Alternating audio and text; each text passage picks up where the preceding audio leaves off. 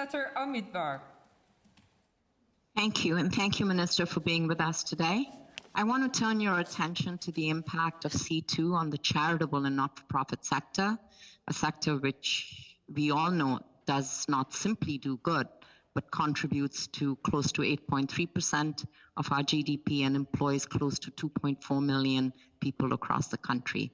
And Minister, my question is about the design of the hardest hit business response program and the tourism and hospitality recovery program under C-2, which does not really consider the business model of the charitable and not-for-profit sector. And the problem is this: charities and not-for-profits do not always receive or earn revenues at the same time each year.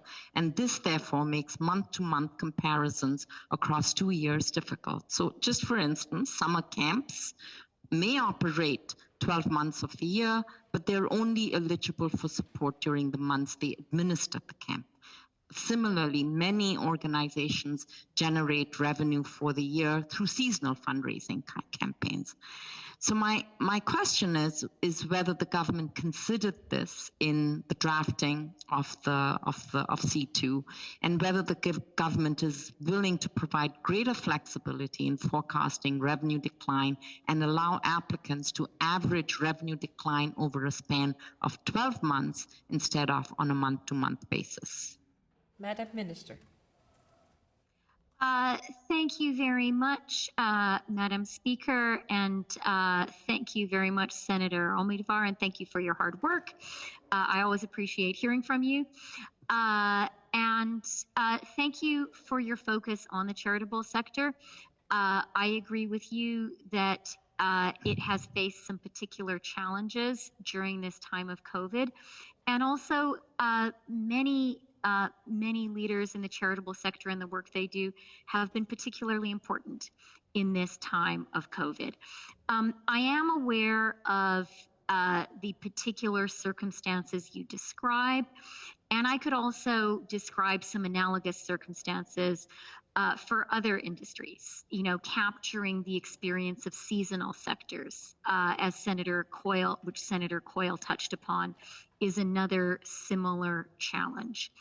And what I would say is, in putting together these two programs, tourism and hospitality, the businesses we could readily identify and sort of target and say, these are definitely businesses that cannot fully reopen yet. That's what we were able to do in October.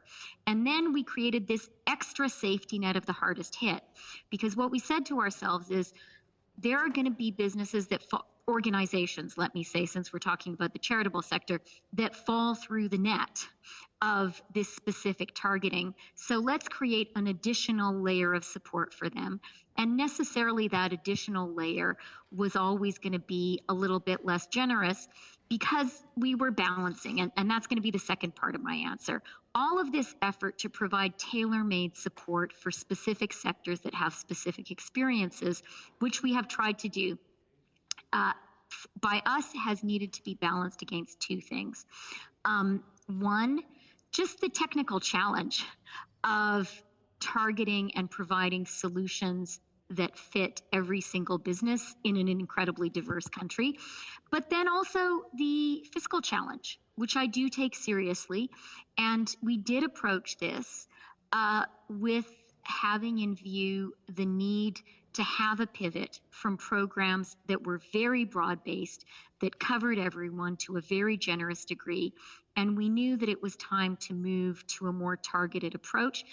Inevitably, when you're more targeted, it's not going to be perfect for every single circumstance, and I accept that.